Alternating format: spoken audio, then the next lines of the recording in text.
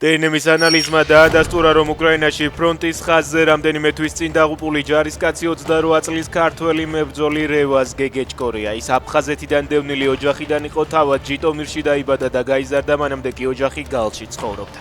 გეგეჭკორი უკრაინაში მიმდინარე ომს 2022 წლის თებერვლიდან შეუერთდა.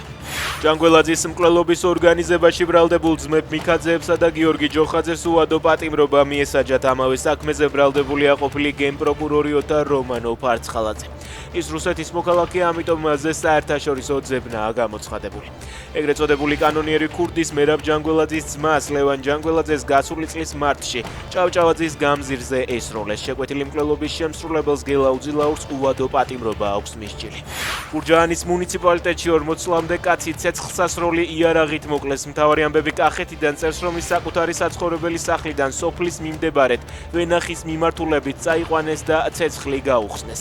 ადგილობრივების ცნობით, მოკლული წლების განმავლობაში ამერიკაში ცხოვრობდა და სოფელში რამდენიმე თვის წინ დაბრუნდა. საქართველოში საწვავის პასი ბოლო ერთ კვირაში დამატებით 10-დან 30 თეთრამდე გაიზარდა. ბრენდირებულ ბენზინგასამართ სადგურზე სუპერის ტიპის საწვავის პასი 3 ლარი და 59 თეთრიდან 4 ლარსა და 19 თეთრამდე მერყეობს.